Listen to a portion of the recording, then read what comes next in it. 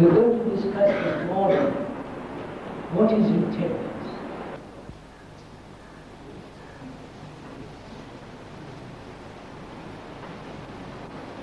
The root meaning of that word, etymologically, means to gather information, to collect various forms of conclusions. And also it means to interleggere, to read between. Not only what is printed in the book, but also read between the lines or between two people who are trying to express themselves in certain ways. So as far as one can understand that word is to collect information, to gather various forms of data, to interpret, to convey a significance of any subject, and also to read between two people who are talking not quite openly, not quite in total communication. So it's all that the word intelligence implies, all that according to the good dictionary. So perhaps we're going to discuss what is intelligence, what is its place in daily life, and where does it dwell, what is its abode in the human heart, in the human mind, or elsewhere, right, sir?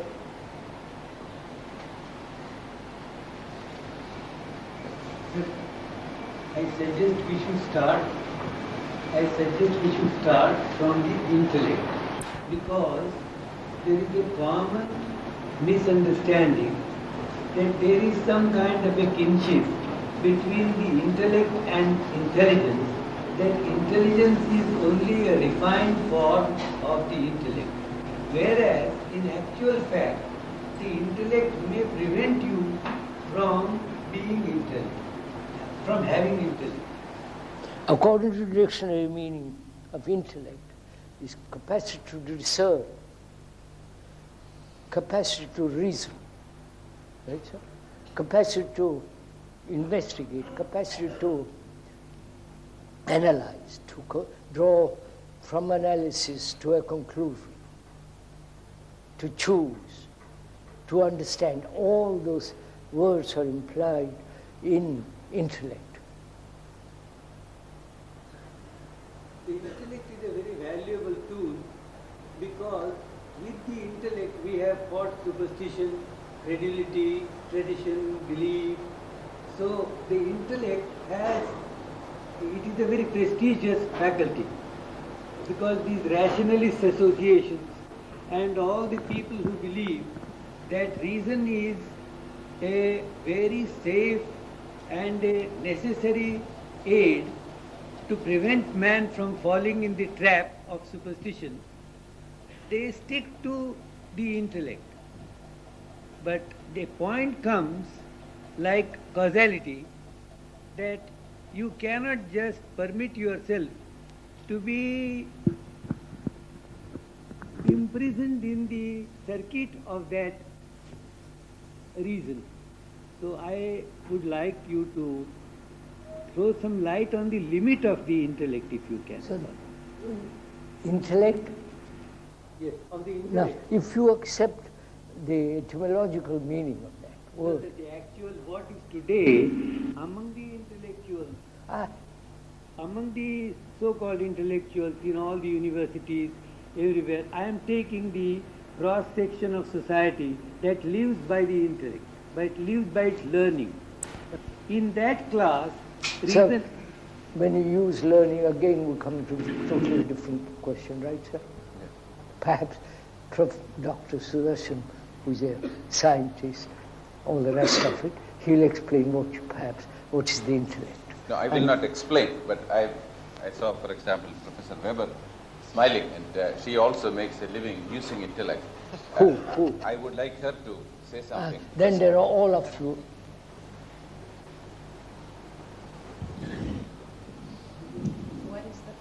What is the question that you want me to talk about? Achitji wanted to know what is the role of intellect, what is the role of the intellectual, and what are the limits of being intellectual. I personally feel that we cannot enter upon this subject till we have a clear understanding of what are the limits of the intellect, that the intellect goes only up to this point and does not go beyond that point. This has got to be, because intellect is connected with thought, sir. All right. I think it's become clearer and clearer to certainly people in the field in which I work, philosophy, that the intellect is by definition limited. That is accepted by modern philosophers, and that its peculiar strength is to understand that this is not that. It categorizes. To discern. Yes, it classifies, it tries to be clear, it tries to be logical, it knows it operates in space and in time. I mean, since Kant and philosophers of that sort, that is accepted, and it is not assumed that the intellect can do more than that. I think the intellect is properly classified as a limited instrument that cannot know the real. That's true in philosophy for 300 years. Would Burton Russell subscribe to that view? Yes, for them there is nothing to know beyond that. And we do not have the instrument in any case to know reality. Yes. So this is very much like the case of a liberator, a person who is trying to remove you from tyranny, coming over and taking over a popular revolution, and then becoming the dictator himself. I mean, the intellect, in some sense, having liberated us from certain things, has imposed its own benign dictatorship on us. May I just You want to say something? interrupt and say one thing? Pupuji, would you wait a minute? This lady begins. It seems to me that in my profession, which is also university teaching, that there is an occupational hazard of words and of thought and so forth, just like black lung disease is an occupational hazard for miners. And it seems to me also that although we articulate that we have this limit and so forth, that isn't what we really live and practice. That there's a difference between even our intellectual understanding of what we're saying and what we are actually living in our lives. So even intellectuals occasionally transcend the limitations of intellect. No, the opposite.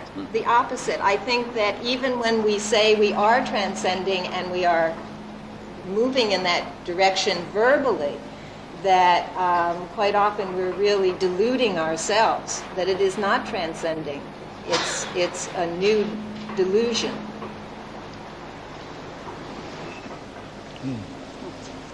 You say something. Pupuji will say.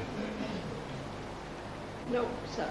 Just before this discussion started, I asked both Dr. Sudarshan and my son-in-law Hans Herzberger a question as to what did Gödel really say. What is? Gödel, who was one of the great scientists. Gödel, yeah. And they told me that, correct me if I'm wrong, that knowledge is never complete. No knowledge is ever complete. Am I right, or is it? Computable propositions of deductive propositions do not ever exhaust a system. So it's never complete. Would you put it for layman? No. Gödel proved an arithmetical theorem which said that if you have any mathematical logic which can be arithmetized, in which things can be listed and category can be made, then you can always show that there are certain propositions which can be stated within the scheme, which can neither be proved nor disproved within the system. No. And there could be no clearer evidence of the fact that the system is open. And since the human mind is able to construct this system, it is quite clear that the human mind is not necessarily restricted by the same restrictions as a propositional calculus. Yeah, that you invent a system, and then that system is open, and therefore the inventor is also has the capacity to be open. To be open. That's and, it. You see, and Dr. Hesberger further pointed out that what this means in philosophy is simply to recognize that therefore the human mind could not be arithmetized and therefore could not be mechanical in the sense that an ordinary mechanical system is understood. I wish he were. he's here. Hans, why don't you come for half an hour? You can go back afterwards. He has got to go at 11, but you can come till. Because this has opened up some very interesting. Because he's got to go for his daughter's eye. But till then.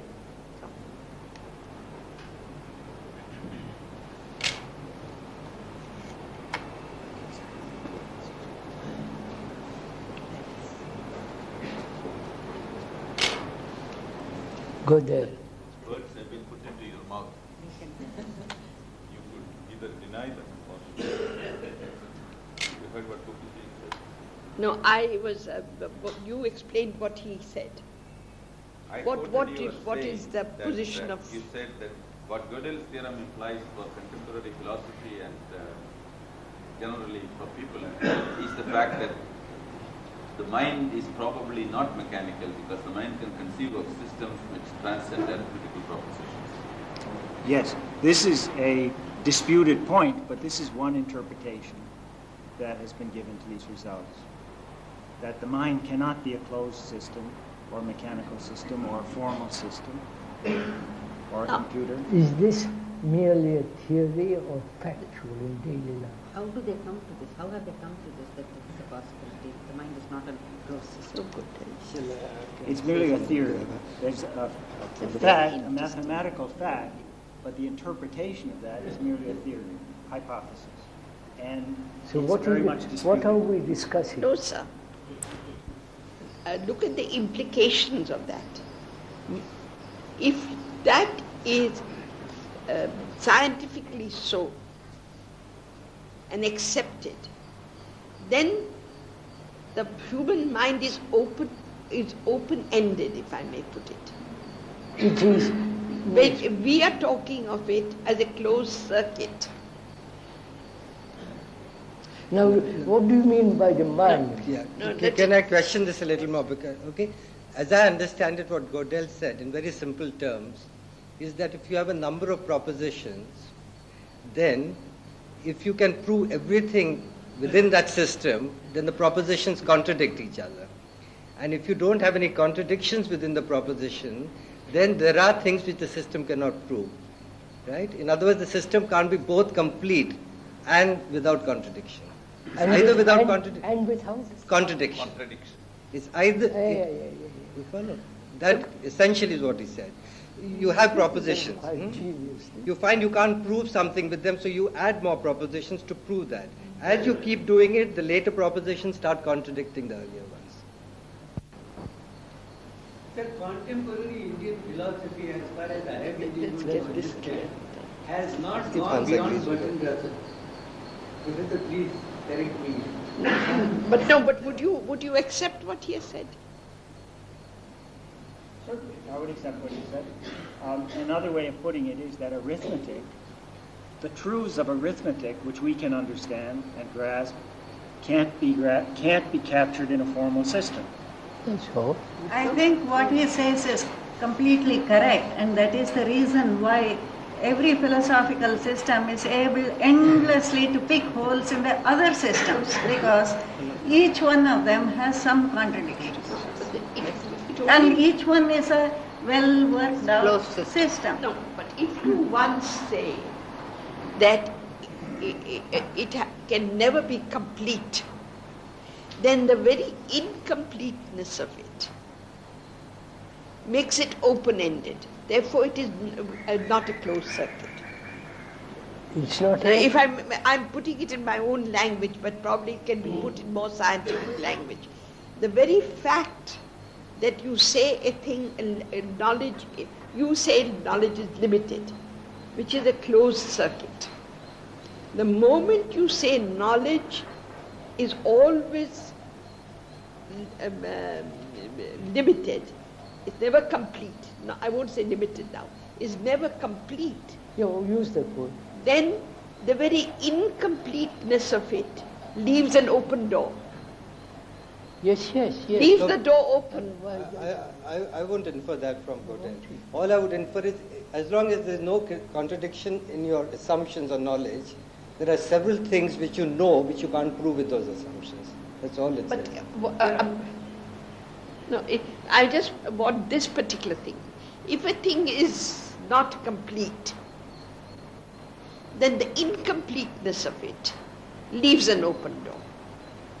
Open door to what? Open door to the unknown, to whatever. Not to the unknown, to the unprovable.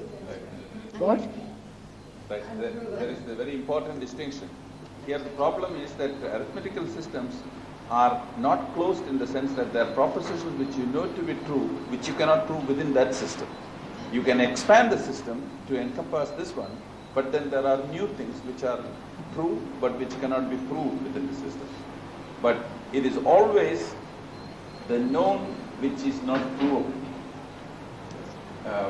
It is the known which is not provable. So, in some sense it is known, but it is not known in the sense that you can drive it home to somebody who does not want to know it. Well, that's it. Sir, I would like to bring the discussion down to a more pedestrian level, if I may say so. The pedestrian level of university philosophical teaching in our Indian university. They do not begin today to question the limits of the intellect. And I feel that any approach to intelligence is not possible unless the intellect performs the highest function it is capable of, that is to see its limitations. I would like you to help us to see the limit of the intellect. The intellect must first see that this cannot be got through the intellect. If you say everything can be got by the intellect, then I think Would you admit, however, a reason has always limit? Huh? Would you admit to that? Right? Then you have shown it, but you can go on expanding. It is not that the intellect itself has to realize that its own limitation. This is a discipline of the mind which the universities discourage. So I would like to, before we get too bogged up in this, I'd like to ask, if I may, what is the difference between the mind and the brain? What is the quality of the mind? And what is the function of the brain? You understand? If we could a little bit clear about that matter. What is the mind? Here we have used the word mind so much. I would like to find out the meaning of that word. According to the dictionary again, mind is that which is capable of reason, so on, so on, so on. Right? I would like to discuss this. You may want to discuss something else. Of course, one is free to discuss what one wants. But I would like to, when you are using the word mind, intellect, what's the difference between the mind, the intellect, and the brain? The very last thing, of course, is very easy to say. Brain is a piece of tissue, very specialized and very skilled, but rather non-adaptable tissue. Yes, capable of, which we, by common consent, associate with certain processes. sensory responses. sensory responses and information processing. So it's probably like a computer. Yes. But the mind, the English word mind is a really very amorphous word. It's a portmanteau word. It covers up a whole lot of things. I know, that's why I want to pin it down a little bit. And so, I mean, we use the computer part of the thing, the deductive, the precise, the legal part of functioning. We call it mind. We talk about the discrimination part, something which appreciates what has been proved, what has not been proved, whether the method is fast or slow, whether it is an acceptable one or non-acceptable one, what would be called discrimination, also within mind. Then the processes of intuition, or the transition between the known and expressed known and the unexpressed felt, unexpressed known. That connection also is called mind. And in fact, in English, normal English usage, it appears that anything that is not connected with sensory perception is called mind. That's all I want to know. Then what is the relationship between thought, brain, mind?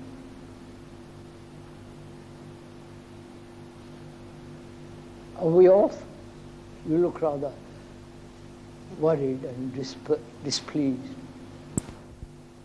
See, sir, we have discussed this way of discussion. I'm not discussing, I'm just asking. Gone into it.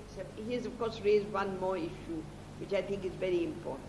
Huh? Because he has limited that part of the brain which is, he has described that part of the brain which is held within limits.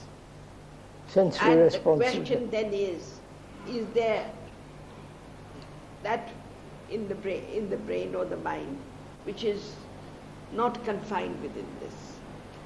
But I still think that the question I wanted to ask and I wanted to go through has certain very important implications on what you are saying. What? Implications of what on you what are saying. you are saying. What am I saying? As it now you describe it. You see, this proof, this theorem called Gödel's theorem, in this century is supposed to be the greatest argument of the human mind, at least in mathematical logic, which it's a very, very complex, very rigorously argued thing, in which it proves that a system can either be complete but with contradictions, or it has no contradictions but it's incomplete. Now, Kopelmass's interpretation of it is worth following up, sir, because in a sense it rigorously mathematically proves what you are saying. You are saying that a mind which is free of contradiction is infinite. Yes. It also knows a lot of things but cannot communicate it to us, cannot prove it to us. Follow? Yes, yes. Therefore, mathematically, what you are saying has been proved in this century. But what is this knowing? Exactly. Wait. So the only thing one can do is to be free of contradiction. These two? Be free of contradiction. Because if one is free of contradiction, then the system, as she says, is open-ended. You know a great deal of things, so you can never prove it or communicate it. All right, sir. What happens to us is also what you are saying. We are operating in limited, complete systems full of contradictions, which is the other side of Gödel's theorem, that you can create a complete system which proves everything within itself, but it's contradicting itself. So, as I see it, all of us are living in limited, complete systems full of contradiction, and you are living in an unlimited state without any contradiction. Yes. So what do you want to discuss? So if that is so, then the only thing that matters is to be free of contradiction. So what is contradiction? Then- Let's start. No, you see, we took it at no. Then it is also breaking through one of the statements of Christian, What? that the brain can only move within a certain circuit. There is also, because it is not complete, Yes. the very incompleteness of it is the doorway. As long as it's free of contradiction. As long as it's free of contradiction. That's all, right? Would you agree to all that, sir? I am a layman, sir. I agree with all the things, but we have, in the process, been Yeah. complete and limited. Let us be incomplete, but unlimited. Earlier you said intelligence, not intellect. Intelligence means to read between the lines. That's what dictionary. And Legere, all these... interlegere, Latin and all that, sir. So, all these statements about proof are within the system. I mean, you have major premise, a minor premise, a conclusion. Or if you are a little more complete, a major premise, an illustration, a minor premise, a conclusion, a verification of the conclusion. But these are still within well-defined things. And these days, we will get somebody to construct a very nice computer who will do the job for you. Yes. Or you hire graduate students or research assistants to do the job for you, and they can be relied on. You get the very... But the real purpose of the human mind, brain, body, soul, is to be able to go beyond that which is expressed, to be able to not even comprehend. Comprehend again somehow means limit, but to be part of or to go on to, I don't know, not to comprehend that which is not expressed, but which is known. Known in the sense in which Adam knew Eve. I mean, somehow or other to grow by being with it. And Pupulji mentioned earlier about causality in the context of the thing. Again, in a sense, if you look at the purpose of causality in natural philosophy, in science, it has been never really as it is publicly advertised as to connect everything together.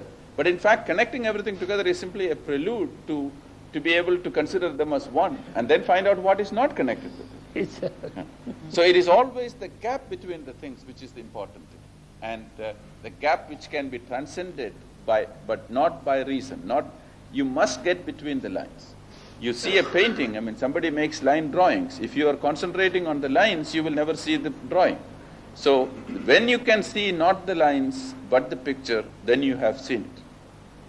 So, what is it, sir, in us, which makes us see it? What is it that you don't see the lines and we are keeping on asking which line should we see so that we can see the picture? Could we discuss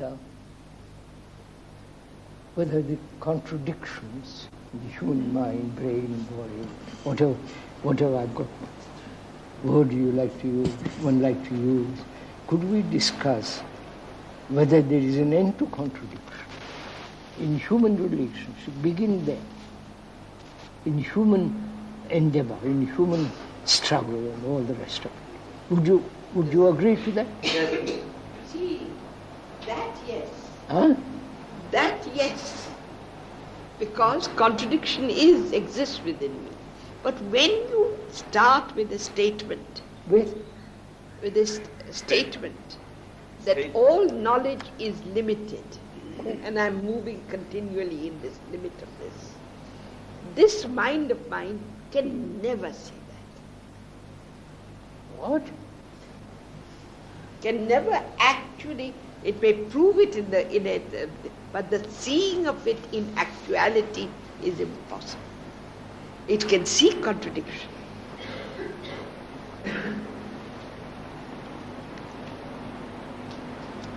It is contradiction. It is contradiction. But could we discuss this? Why we human beings live in contradiction? Not Gödel's theories and go through all that, just to find out if a human being can live without contradictions. Then perhaps we can go much further. Right, sir? So, is that possible? So, what is contradiction?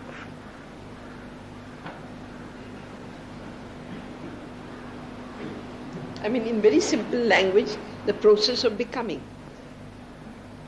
Contradiction. I know, see the meaning of the word. You are going to do the etymology. Yeah, go on, say, I don't have to know it, you know it. Contradiction obviously means the statement and the state do not coincide. Contradict, decade, to say, counter that. So the problem is therefore not in the state of things, but in the statement of the state of No, things. wait. Don't complicate it for me, please.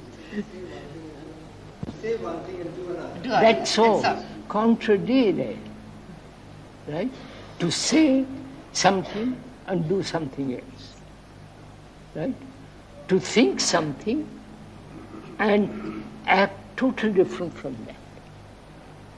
To want and not to want at the same No, time. no, just go slowly into it, please. You're all right? I think the greatest contradiction is the movement from the actual to the illusion. The other way. No, for God's sake. I will say this without that to move from what exists to what I would like it to exist. That is the illusion of, that is the greatest contradiction in the human mind, at least. Pupuji, we all know what's the contradiction. No, we all know contradiction. Right. I'm only giving We a don't little have more. to. I want, I don't want. I desire, I don't desire. There's in one, the whole living is a process of contradiction, right, sir? Just accept it for the moment. Yes. Contradiction means to do something and think something else. I am, but I would like to be something else. So there is contradiction. And on that, lots of philosophies are based, right? Duality is based. Advaita, I don't know whatever that means. Duality is that. Yeah. I question whether there is duality at all. That's what we always keep asking you. I can't, darling, wait. Right, sir? I know there is darkness and light, man, woman, tall, short, and so on. What is duality? Something opposite to what is. I'm putting it very in my own simple language. What is cannot be understood, cannot be resolved. So thought invents the opposite. Right? Then the conflict arises, there is a contradiction. If I could dissolve the problem of something, not without the opposite, there is no contradiction. I wonder if I'm making myself clear. I'm violent. I've invented non-violence. If there was no such an ideal or the opposite, there is only what is. I'm unhappy I'm unhappy and I want to be happy. There's a contradiction immediately. But if I understood the nature of unhappiness, looking at it, living with it, letting it move, see what it is, the story of it, then I may accept the whole story and live with unhappiness, or the understanding of that, the causation and so on, I'm out of it. There is no, to me, psychological opposite. That's why I'm just subject to contradiction and investigation.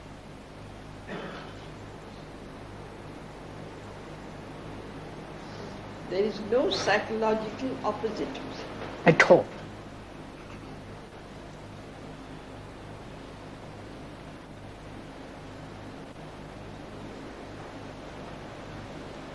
Sir, I wish to seek some clarification on this.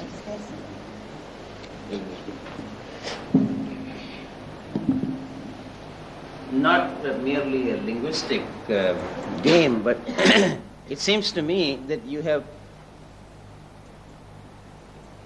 already assumed a conclusion. I've not assumed it. Well, let me say how I see it.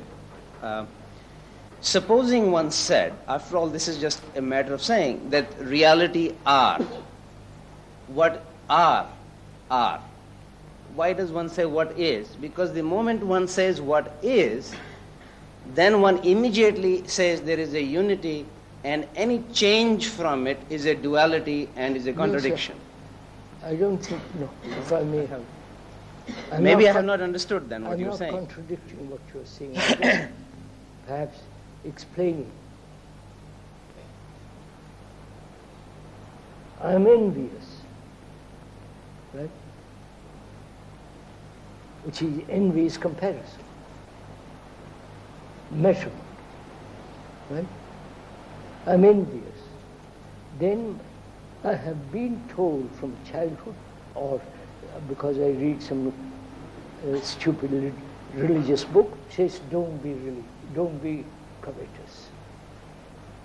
So the book I accept, the condition and so on I accept, and then I have a battle, strife between my envy and I should not be, right?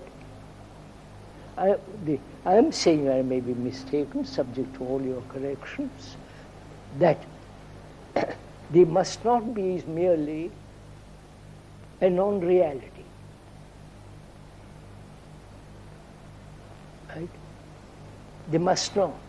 They should not. It's also an ethical reality. I don't really see what... No. Ethical reality is only, I am envious. To be ethical, there must be freedom from envy. Right? I cannot be free if I pursue the opposite. I don't know, I may be wrong. Maybe for a moment, if I may then just stay with this, because it will help me understand it. I see I am envious.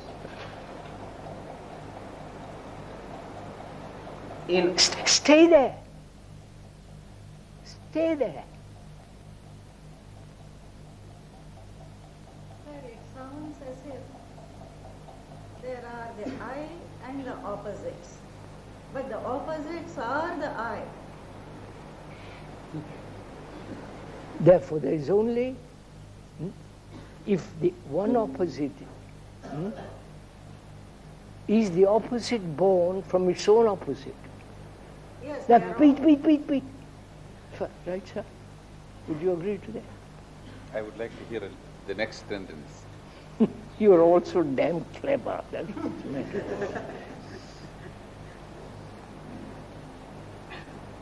Would you admit, sir, that any opposite, the good, let's take good and evil. If evil is the opposite of the good, then the good contains still the evil.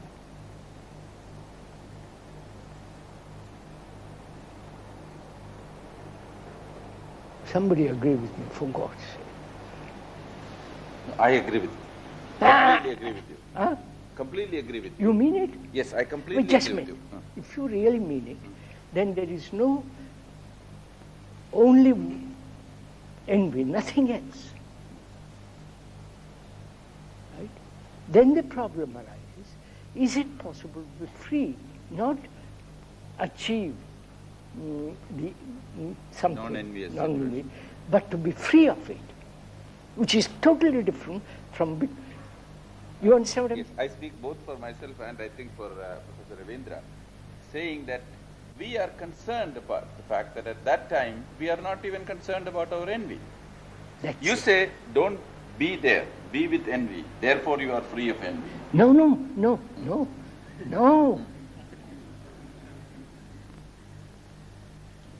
Then the whole problem arises. Can you look at envy without the idea, the constant repetition of my parents, don't be envious? Can I be free of all that and look at envy, which is a word associated with the past, so that the past doesn't interfere with my observation. All that's implied. Not just stay with him, it doesn't mean nothing. That, I think, is the crucial point, sir. And if we can stay with this for a few moments, I personally would feel it has been worthwhile, all this. Otherwise, seems to me, we just talk words, and it never seems to have a clarification, at least for me. Can we stay with this stain? Ask them also, don't I? I'm willing to go through all this business. Well, can we stay with this stain? Please agree. George agreed. I agree. Yes. What do you mean by staying with the Well, state? I mean, I said that. No, what is, when he said, can we stay with this, with the I state? said that. You may first. say it. So he's repeating what I No, said. but I'm asking him, what is meant by that? really, what is the nature of this stain? Because it seems everything is resolved in this stain. Insight is in this stain, understanding is in this stain, intelligence is in this stain. Everything seems, as far as I can understand. If I may ask,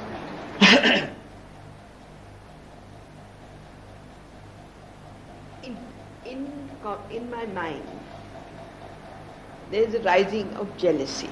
It rises. Rising of jealousy. Rising of jealousy.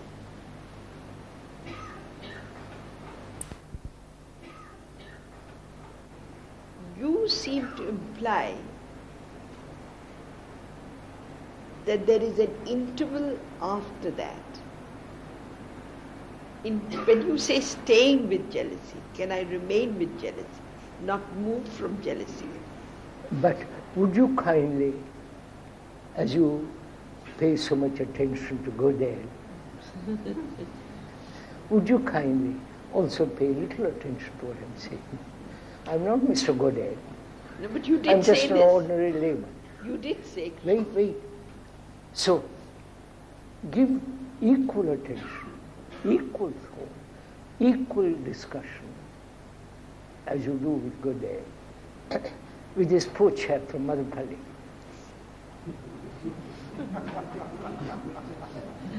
Sure, sir. Or Timbuktu would be just as well. I hate the word I am saying, but you'll understand. I am saying that there is no psychological opposite. The psychological opposite is an illusion, has no reality. Yes, I would say yes. Right? But I would say You would agree? Yes. Then there is only the arising of that sensation which we call envy. That reaction of measurement which you who have got live in Delhi and I live in Madhupalli. So there is that measurement which is comparison. Now, is it possible for me to be free of measurement, which is the very nature of envy?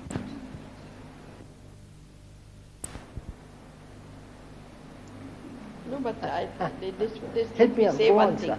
No, I was going to say, the trouble that Kupal has is the trouble that all of us have. It is not clear from your statement to us. Is it a statement about that which has already happened to those for whom it has happened? Or is it an instruction to those for whom it has not happened to help them to be No, at the it place? has happened and it is happening for all of us, measurement. No, but I see you as a great scientist or a great man, and I'm envious of you. It is happening all through life. It's I not. hope you don't mean it.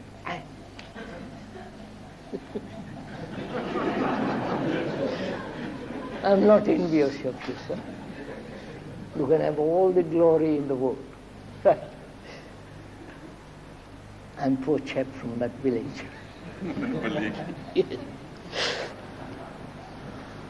or rather the hyphen between the philosopher and the sage, just the hyphen. Right?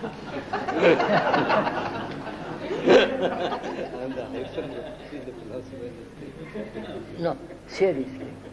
I compare, my whole life is comparison.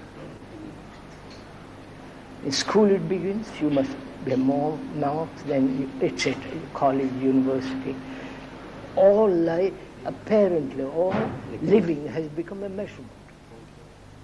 Measurement means envy. We agree to those definitions. Then we have invented the idea of becoming non-envious.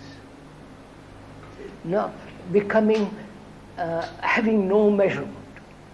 Then we struggle with having no measurement. But the speaker is saying that as there is no psychological opposite, only envy. And I say stay with it, right? Now what does one mean by staying with it? Staying with it means the word envy has an enormous significance, right? Right? I'm always comparing. Now to stay with it means understand the nature of measurement, the nature of becoming something from what you are to something else. Right? So, can one be free of the word envy? Moment you use the word envy, you've already taken it into the past. And therefore you're still contradicting. That's it. Got it? Yes, sir. Yeah, I'll ask. Just if you understand what I'm saying, catch me quick, sir. Yes. Catch it quickly. Yes. But is it a statement that And just capture what I'm saying. You got quickly. That is, the moment I use the word envy, I've already translated the feeling which I have from the past, which is a contradiction.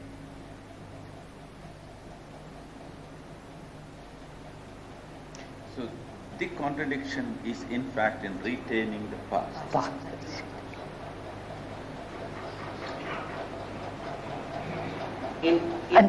And so can I look at that reaction which I've got without the word? You ask me what it means to stay. Without the word, without escaping, suppressing it, all the rest of it. You understand? Just to be totally aware of it without any choice.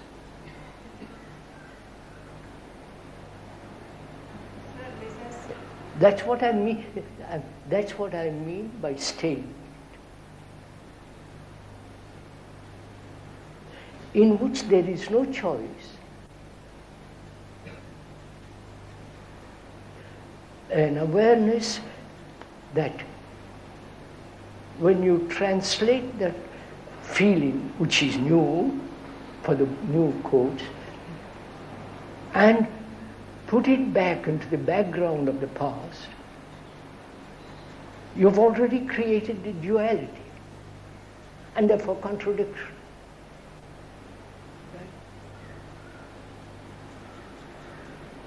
And so can you do that?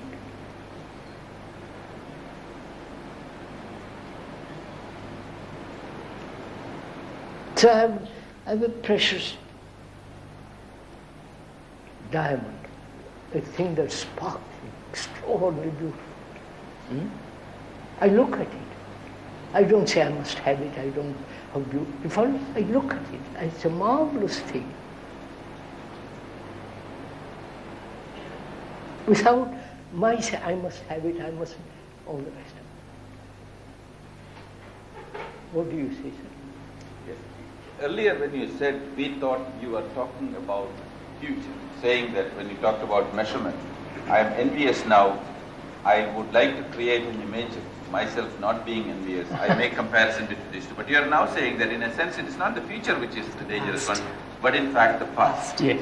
The moment you say, I am envious or I have been envious, already by naming it, by keeping it apart from me, I have created an object and I am staying there instead of going on wherever I should be going. So that is the contradiction. That is the contradiction.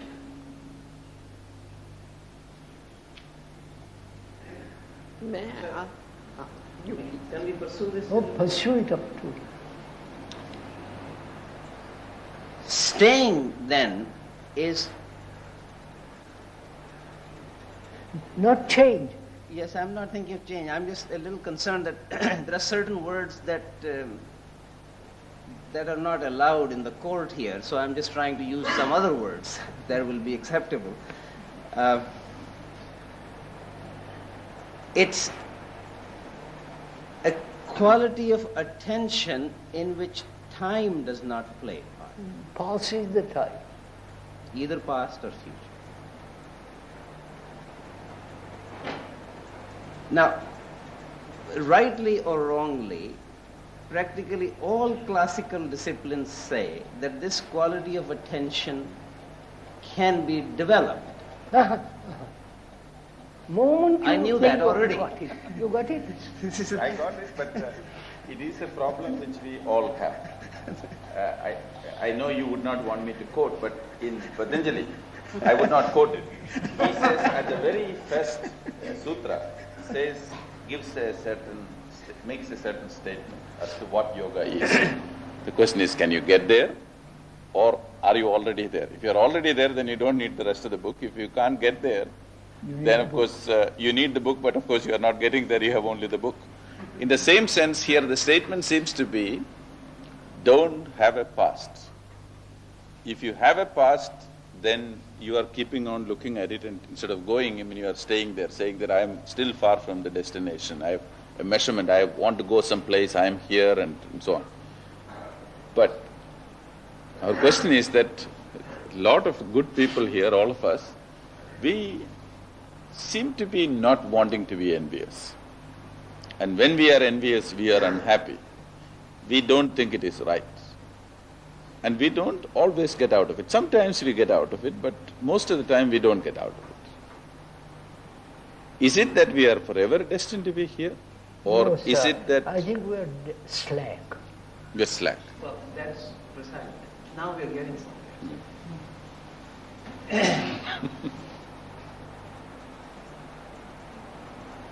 When I wish now not to be slack. And you see there, You see, you're repeating the same thing. sir, either one is saying that any use of the language itself is No, troublesome. sir. No, sir, just listen. Dr. Sudarshan makes a statement. Stay with it. He explains what it means. Right? Did you actually listen to him? I think so. Now, this is always the problem. Woman, he's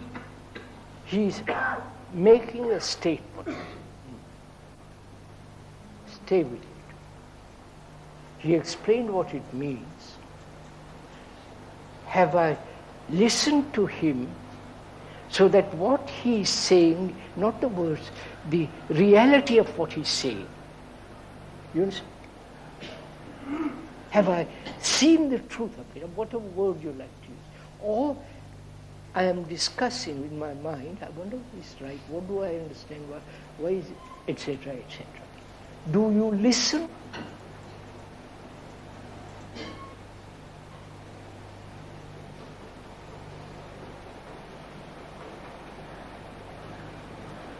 Krishna, the difficulty seems to be, it is true for me, whatever you say, sometimes I listen. No, sometimes I don't listen. Yes. I am asking you, sir, have you listened to what Dr. Sudarshan, sitting on my right, says it? Says something. Is your heart in it? Or only the mind that's listening, the idea? Listening is forming the idea. And therefore the idea is not what he's saying. I think that's a very unfair question. What is unfair? Your question, because any answer to that has to be wrong. What? Any answer to that question is wrong. What? It is based on memory. No, no. Yes, no. yes, sir. I see just a minute. Is listening based on memory? No. Just a minute, sir. That's all I am saying. Do say all listening is based on memory. No, I didn't say that. I said when you ask him a question, have you listened? Any answer he gives has to be wrong, sir. No. Yes, sir. Sir, he made a statement, Yes. X. And he explains it very carefully. Yes. You see, to him it's a reality. Yes. Which means I must be at the same level, Yes. at the same time, with the same intensity. Yes. Otherwise, just words. I am not. The word then is merely an idea. Yes. Now, can I meet him? That's my question. Yes. No, sir. Your question is, did you meet him? I did. How do you know? How do I know? What he said is true. Therefore, it's not mine or his. No, sir. Because when you ask that question, it's already in the past tense. Did No, you listen? no, don't quibble over it. No, sir. It is important, sir. What? Because then you are immediately out of it again. No, no, no. Would you?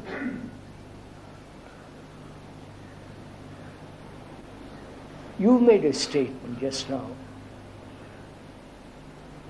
Can a human being live without contradiction? Right? How do I receive that question?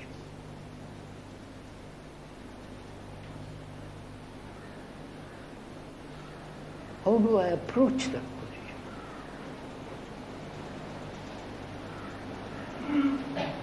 Oh, sir? Please, I don't want to hold the time. Somebody jump in, help me out. How do I, that's my question, which is basically his question. How do I approach a question? May I say something? The basic contradiction then is not greed or becoming, but the way the mind listens or sees.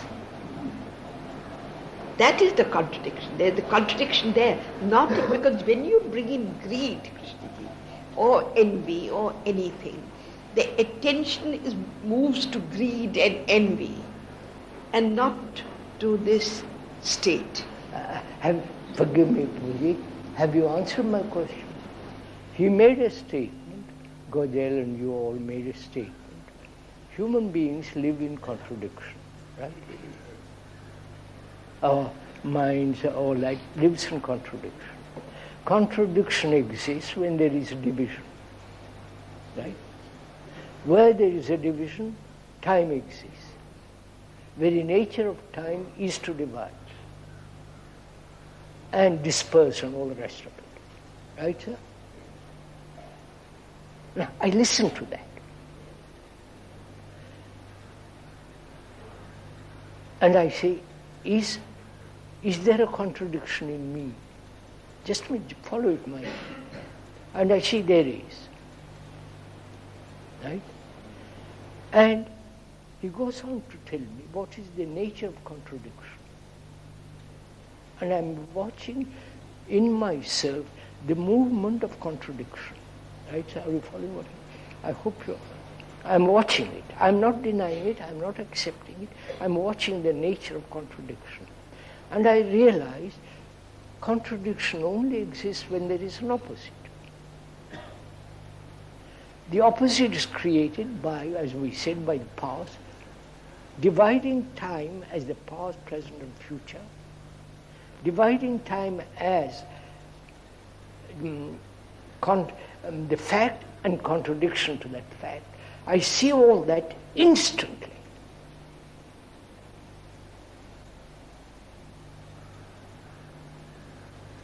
Immediately I see how extraordinary that is.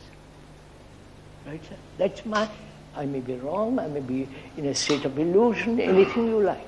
I have, sir, if I may mention, Napoleon, forgive me, Napoleon, when he was fighting the Austrians and so on, I used to read as a boy for fun, his battles.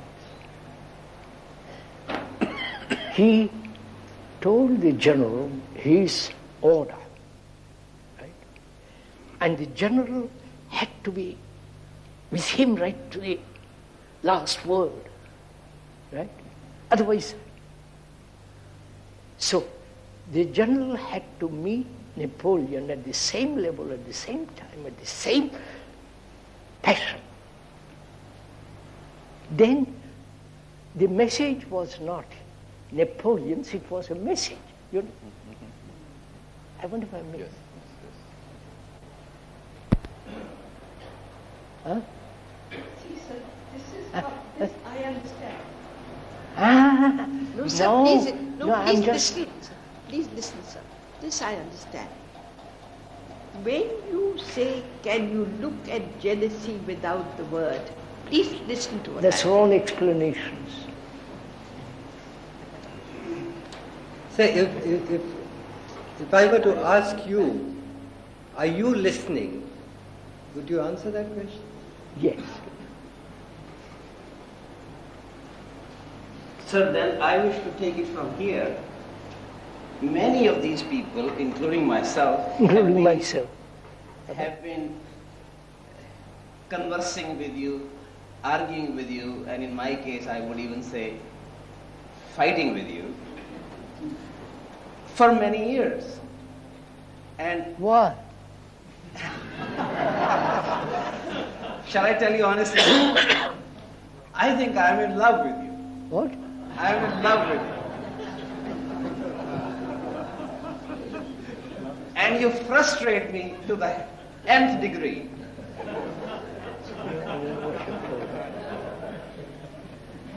But I can't get away. So this is why I am listening to you. If you wanted me to speak honestly. Very simple, it's to fall in love with somebody else. But now I still really wish to come to this question. It seems every time I have been with you, somebody or the other, including myself, we raise more or less the same question. And you say you listen to us. And I accept it. But I don't really have the impression that you understand my difficulty. Oh, yes, sir. What's the difficulty? No, I'm asking more seriously, so I'm not trying to quibble over it. What is my difficulty? You say to me, stay with it. I don't quite understand the meaning of that word. What are the implications of that word? So you have explained to me, right? Don't escape, don't put it in, etc. And I find it terribly difficult to do that, right? And I say, why? Why is it difficult? No, go on, sir. You can see in my case, the mind is like No, a monkey, no, it's running around. no, sir. You see, you're... I think I can say something which I have understood for the first time. I mean, I have also had the same problem of the continuing frustrating love affair with Krishnaki. God's sake! What he said seems to be a very peculiar answer between lines. with regard to the question, how do we get there? And also, for the first time, I think I understand what he meant by don't listen to anybody and then keep on talking. Because I've always worried about this one. Why does he keep on telling, listen to me, don't listen to anybody? The point is that the listening must be a process which begins in listening but ends in not listening. You have to be there. So in a sense, it is an instruction, even though he likes to state it as if there is no process. And the point is that the process is indescribable. Secondly, if with the total attention it is listened, there is no one who speaks. It is a truth, it is, and you are in it, you are at it, you are with it, it is around you, it is surrounding you, and there is therefore no one to whom you are listening. And you are not therefore going to do something. Yes, I understand now, therefore I am going to go. No, it is not going to do something. You have seen it. Now you may say, well, no, I haven't seen it. But the point is that it is the attention is in fact the only process that you can do. And it is not a process because it is not a step-by-step thing. And it should not become part of one's knowledge. It is not something that Krishnaji has told us. It is not something that we have asked him. It is not something that we have understood. It is something. And now, of course, the moment of clarity is rapidly fading, but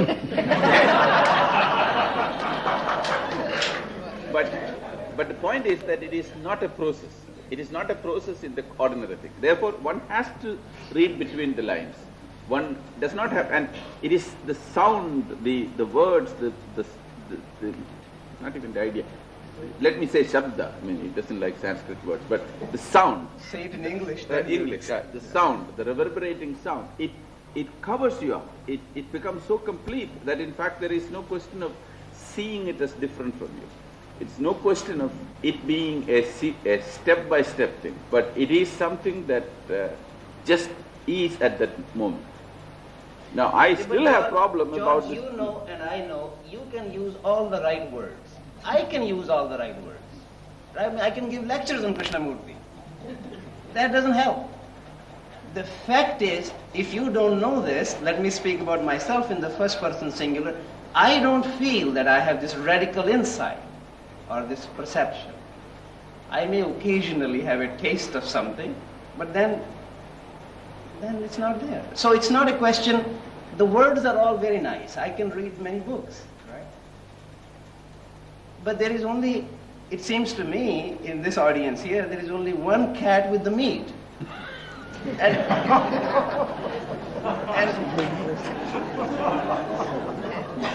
sorry, this is it's a wrong metaphor in a vegetarian assembly. You can make cream, the cat with the cream. Cat with the cream. But you see, he denies this, that he is different. Krishnaji, this is I'm sorry for being so passionate about this. But Sir, the question really is, yes. if I may repeat, do we ever meet at the same level, at the same time, with the same intensity? Ever. Right, sir? That's all my question. If I met you at the, then there's no problem. Please don't go away from there. Huh? Please don't go away from there. I mean, once we have met, please don't go away from there, I said. Once we have met at the same place. Sir, what are you talking about? Sir, what is that state when you accept the words at the same level, at the same time, with the same interest? What is that state? Don't use the word attention.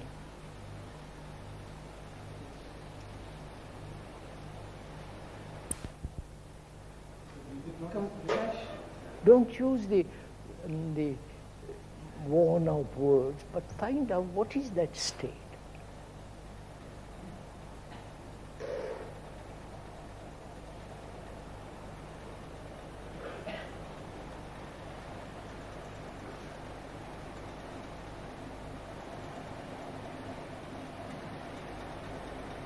Sir, would you agree that state is, I hate this word, is love? Of course.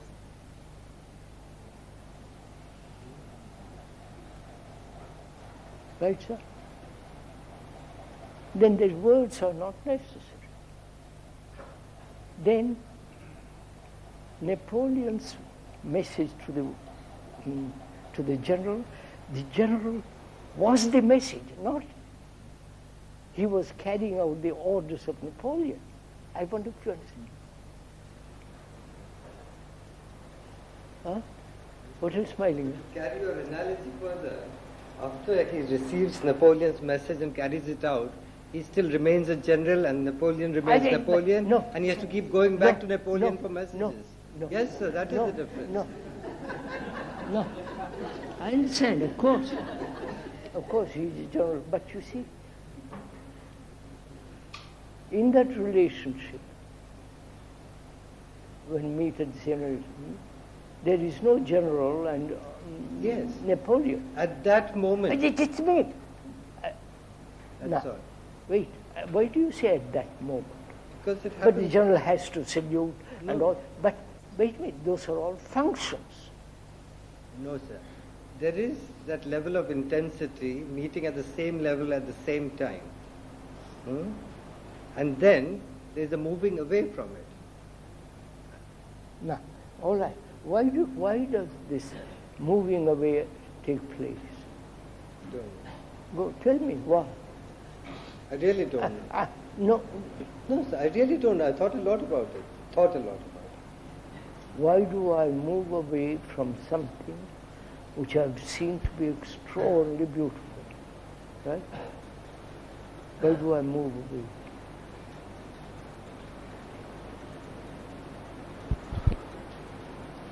Is it attraction? Temptation? I'm using professional words. Attraction, temptation, and I can't maintain that. I move away, right? So I've created a contradiction right away. No, sir, it's not so complicated. In order to find out why you move away or fall away, you also have to find out how you came to that point. You don't come to it. No, sir, you do. Please, darling, you don't come. Please listen.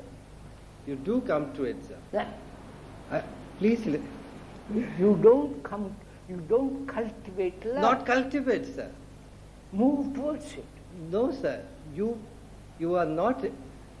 When I talk to you, I'm not at the same level, etc., etc. But in discussion with you, a point comes when I might be having illusion. Doesn't matter. Okay? But I am at the same level, at the same time, with the same intensity. And then physically I move away and this falls down and drops out down. Why? So because you had brought it to that level. Or you yourself have come to that level. Not yourself. No. You understand? So now just a minute. Let's go into this a little bit. Can you cultivate love? No. You can cultivate charity, right? You can cultivate goodness. You can cultivate every other thing except that, right? If you at once see that it cannot be cultivated under any circumstance, what is left?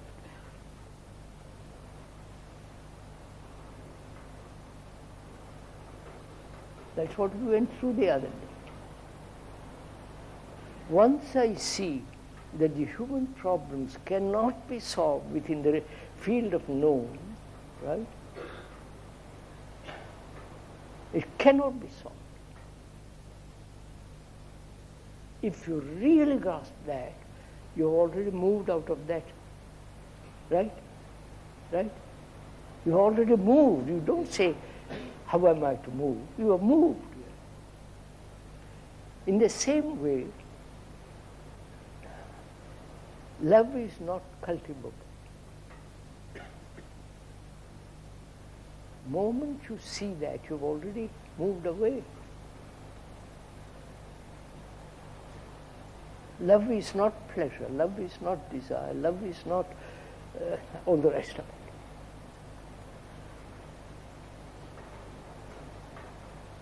Right, sir?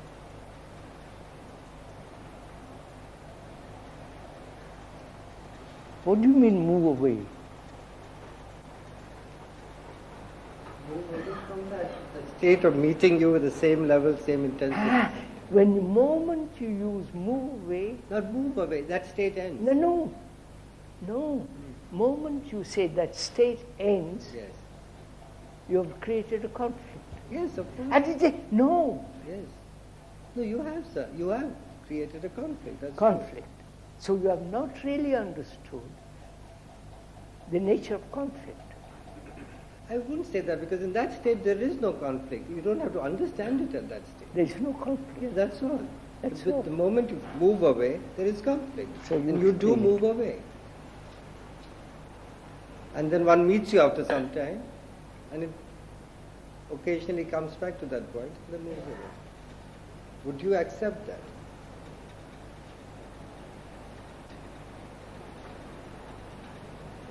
Sir,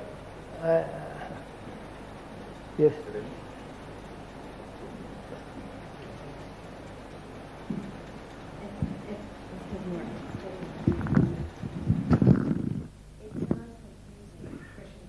Because it's confusing, and it sounds like a contradiction to me in the following way. You said, in the example of Napoleon and the general, there was a meeting at the same time, in the same level, with the same intensity. And then you said that that's love. No. Not between general and... Please, I said later, when you meet somebody at the same level, at the same time, with the same intensity, that's love. Yes. Not General and Napoleon. Was that not your example? No, I'm sorry, that was an example. Well, but the To reason, me- the reason this assumes some importance in my question and confuses me is, I took that... well, can I just finish? Look, he's Napoleon, I am Yes. his general. Yes. He's telling me something very, very serious, depending on thousands of lives. Right. He's telling me that I must do something. His message is not the words, the feeling. His message is the me that's going to act. I don't know. You understand? My question is, if the message that he is telling you, where you're meeting at this level of, is about killing people, No. which Please, it is likely to cut be out- if he's a cut out general. Cut out Napoleon. So that example does not work, no, sir, right? excuse me. Cut out That Napoleon. example was given for listening and not for love. Huh? The example that you gave was the example of how to listen. Listen, yes. It was not the example of love. No, to go and kill 1 million people? There was no contradiction. No. So the total listening between the general and Napoleon is not what you mean by love. Napoleon said, listen, O boy. Yes. And the general has to immediately listen.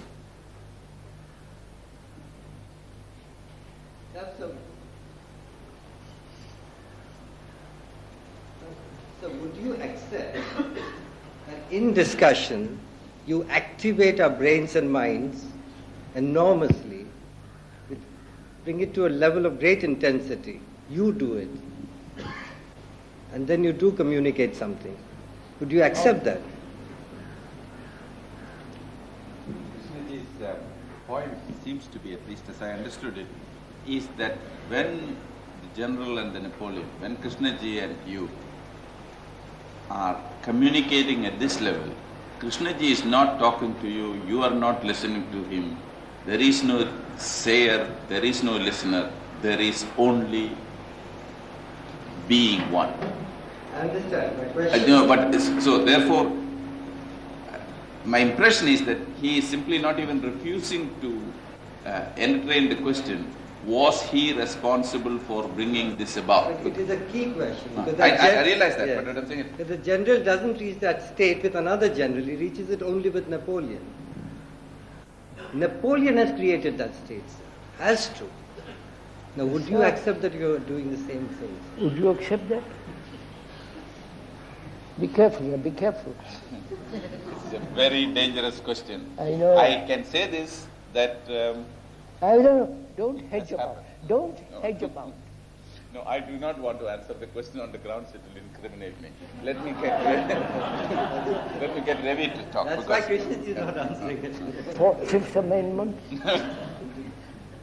Sir, if I can interject here, but not to move away from the question. The question is, how can the general himself be crowned? Oh, for God's sake, forget Napoleon. No, sir. I said, sir, just a minute. I don't know if you heard it. I used to read Napoleon's battle, how he arranged the army. I was a bore.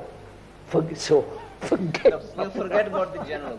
No, the question is, you speak about, and something that certainly occasionally makes some sense to me, about this very radical insight, a radical change, which perhaps chemically alters the brain. Yes, sir, yes, sir.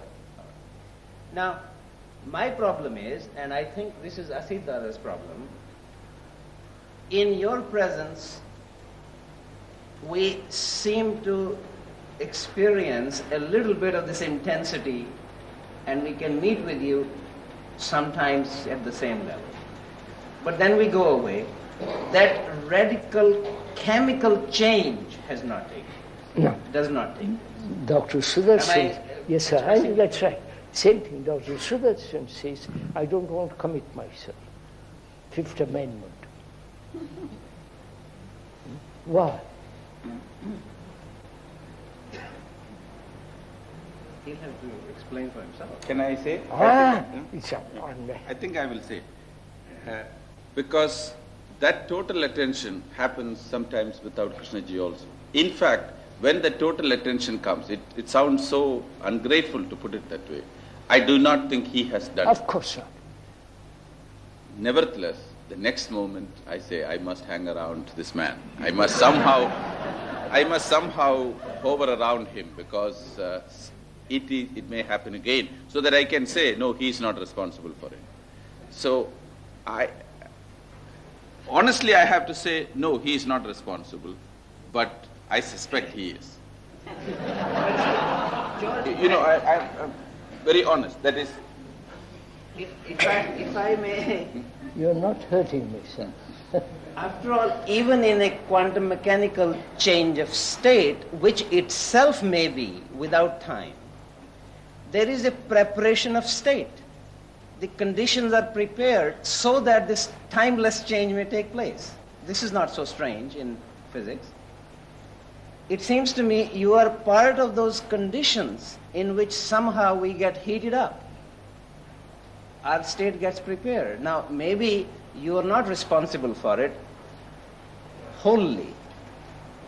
I think what seems to be repeatedly said by him is that please don't look at the preparation, look at it.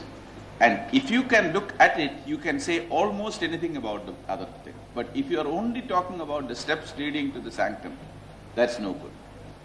If you are at the place and you experience it and you accept that that is the important thing, and at that moment there is no speaker, there is no listener, there is no process, etc., etc., then apparently we could say almost anything about the rest of the thing. But if you don't say this one, but pay attention to all the steps, that's when he goes into his tirade against the gurus and about listening and about books and about all kinds of things. Isn't that right? Yeah, perfect. I never really understood this way of saying it until now. And the other thing is that I think he will also agree that the traditional statement that ignorance or fragmentation has no beginning but an end. The end is in fact in the perception. And in the end, there are no sequences, because until it ended, it was going to end, but it had not ended. Quite right, sir. Are you accepting all this? At the moment, yes, sir. No. No, I mean, at the moment, I'm sir, I'm asking too you moved serious. to be Just a minute. clever. I'm asking this in serious. Are you really accepting all this? I'm accepting with a little caveat. No.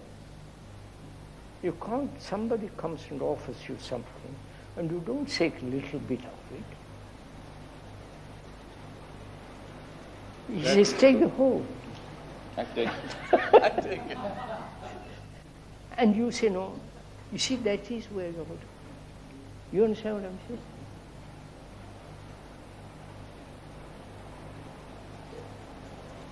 Somebody offers you a house, and it's a beautiful, there's a lovely room in it. And you say, please, I'll take the room, not the house.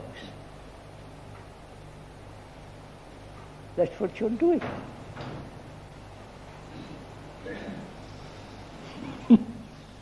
But the real problem is that having been there, one can't stand being away. And it appears, it happens. And that's what all of us are saying. The cataclysmic total chemical change, chemical physical transition, which ends it all, seems to be not there at times.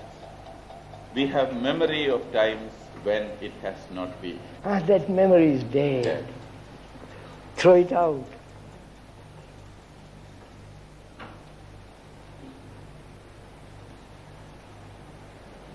Oh, sir? You're still...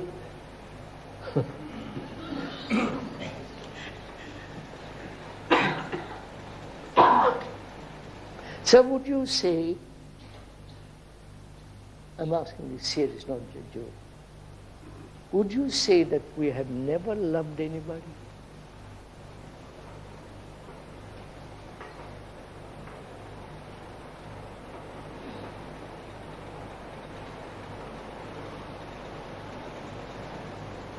So that no two individuals, you understand, there is no,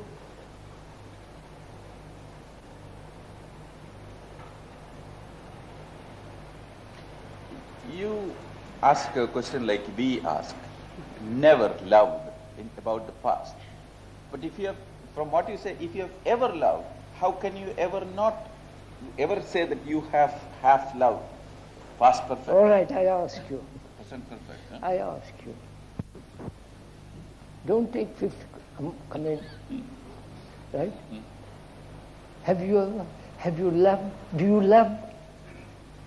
Huh? You understand, sir? Mm-hmm.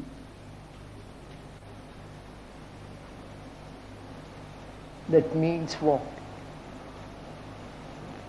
Mr. Sudarshan doesn't exist. Right?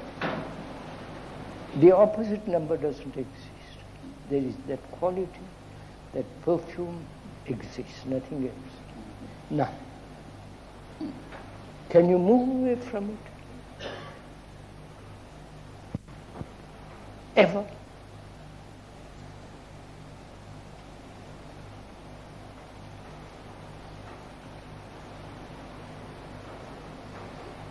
When you are in that perfume, you cannot move away. No, you don't. You see, you're trying to be clever with me. Now, when you ask that question, the answer is no, you cannot. But I'm saying, then you don't know what love is.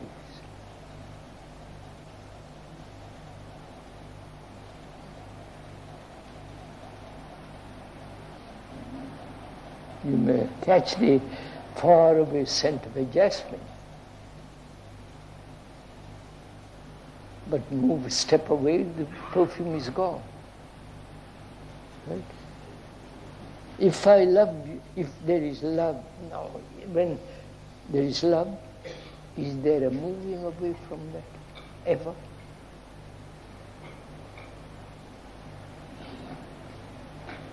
No. You can move away from pleasure, displeasure, unhappy.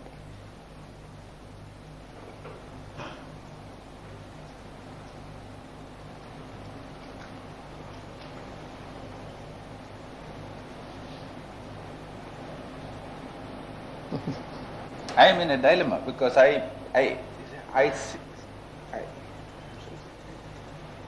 feel what you say. I understand what you say. In fact, when in that context, it becomes impossible to think how you could move away from it, because there is no place to go. There is no one to go. No, sir. If I understand, you say to me, love is not desire. Love is not pleasure. There is no attachment, domination, all the rest of it. Where there is love, there is nothing else. You tell me that. And you ask me, do I love someone like that?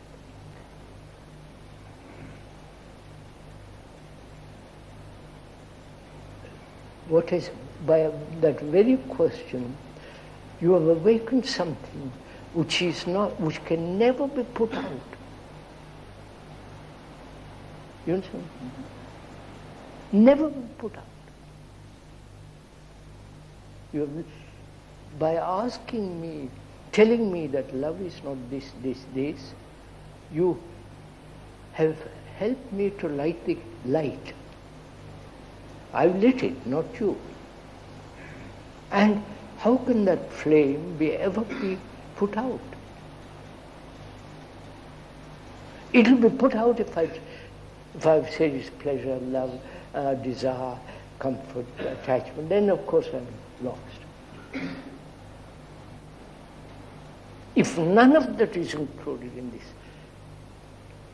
then I can never move out of it. Not I. You understand?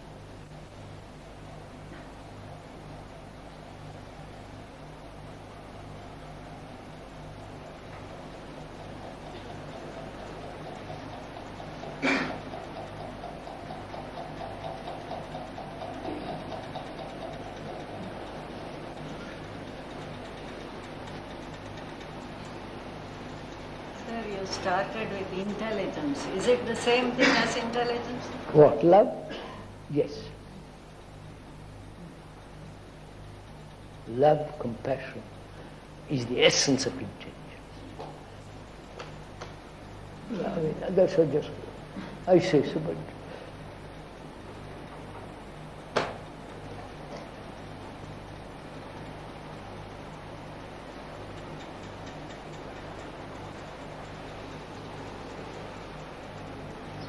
so, a question arises from this.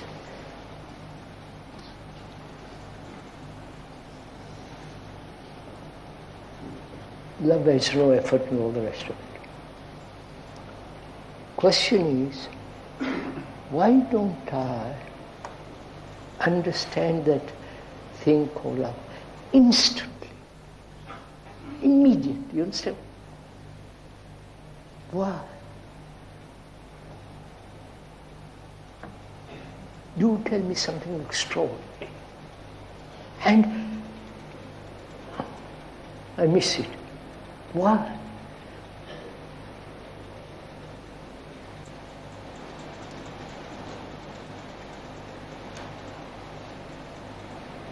I can give various, so the basic reason, why do I move, all the rest of it? Why?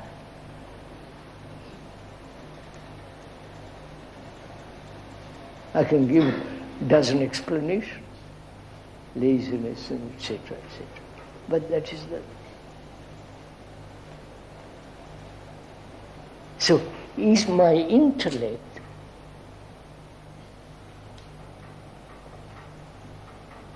has so overgrown, if I can use that,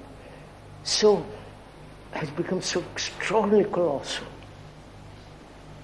so strong, that the other thing, which is much stronger than the other, has no place. You understand what I mean?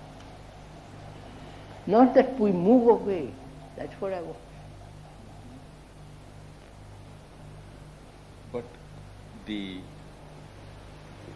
total attention, the seeing, the love, shouldn't it dissolve the intellect too? The intellect functions with appetites. But if you understand that the intellect has been cultivated purposely for all the education, the moment it sees that, the other is flowering. Flowering not in time. But how does the intellect then come back? It seems to come But back. it has its place. How does it move to serve a place which is not its own? And because, as usual, we don't know what love is. That's the difficulty. I love you, I'm attached to you, I'm possessed you, I have sex, everything goes on. And I call that love, quarrel, squabbles, rows.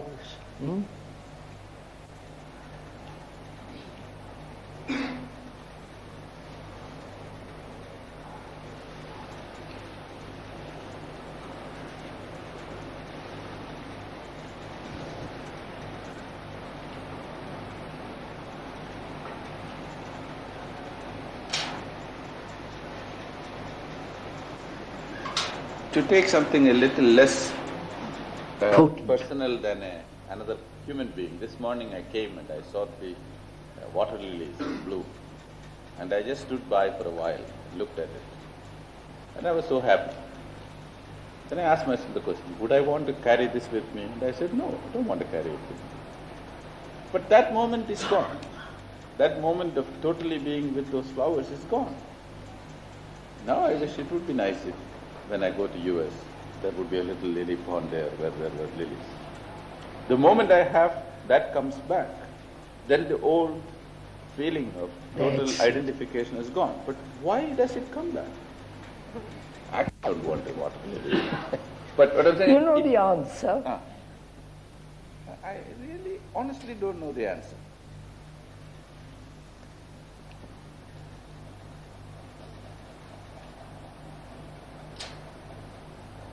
So that raises a question. We're always recording. Recording. Right? You see that lily in the pond, and she's been recorded. Not to record. No effort, not to record. We are, in a sense, back to the same situation. I mean, No, in the sense that some time ago, I remember having heard you say, grieve, but don't carry the impressions. Don't carry the hurt. Leave the impressions behind. Don't go back on them. When it happens, it is so nice, but it does not always happen. No, sir. No, my question is not, is it possible not to record? Of course, you must record going to the office and all the rest of it, but not to record anything psychologically, which is seeing the lily and the beauty of it, the color of it, the shape of it, the reflection of it in the water, the perfume of it. You can almost feel it living. And it's recorded. Not to record, but only see. Moment you record, hold, pause, begin. So you're saying not only not record the things which are hurtful, but don't record even those which are pleasurable. No recording at all. Be with it at the... No record. I do need to record the language, my profession, my skill, and all the rest of it. But why should I record any psychological activity, any sensory perceptions and so on? I think I understand. Right, let me try to restate it. That is, intellect deals with lines, with things which are stated. Intelligence functions between the lines. Don't make that which is between the lines into another line. Yes, sir. So that you again say, well, now let me replay it back again. Yeah. That's right. That is hard. No. It's not hard. This is where our difficulty.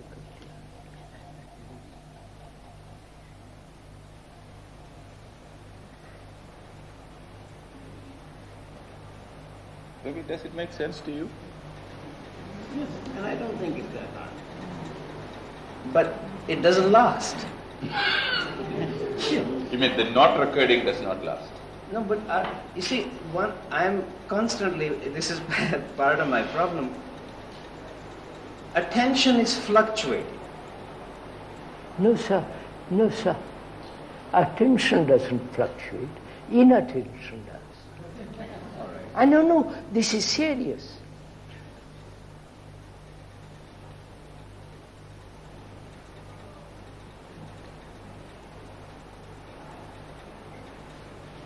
But one is still stuck though, Krishnaji, in either way. Huh?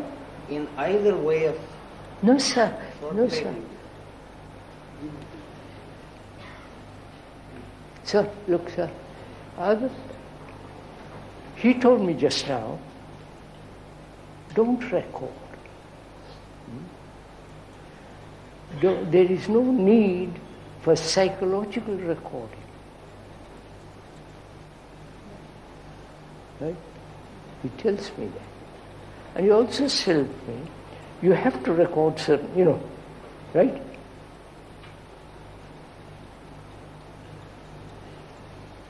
I don't listen, that's my difficulty. He has made a statement which is extraordinary, and I immediately create difficulties. Right? How is that possible? Is that possible? Why do you say? If I don't receive the whole thing, I don't know if I make myself clear. I don't say, take the whole thing. I never come near him, not physically. I never come near to that statement.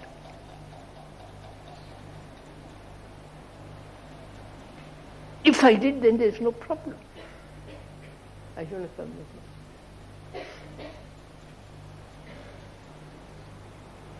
I stay where I am, and he says something, and I say, how am I to get out of this? Right? And he says, no, come near me.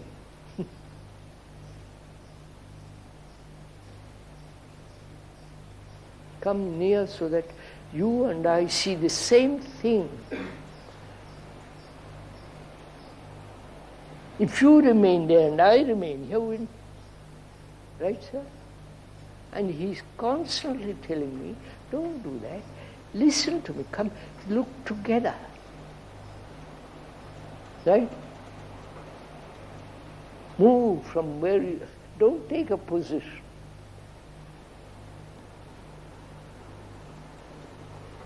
One does take a position because it's the safest, most secure thing. Right? And he says, look, this is much more secure, old boy, than what you think. but you want him to guarantee it. Right?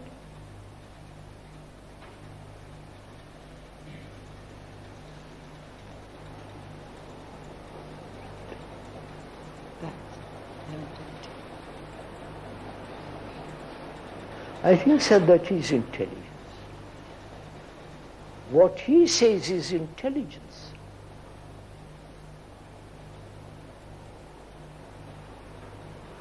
It is intelligent that's speaking. And he said, listen to the intelligence.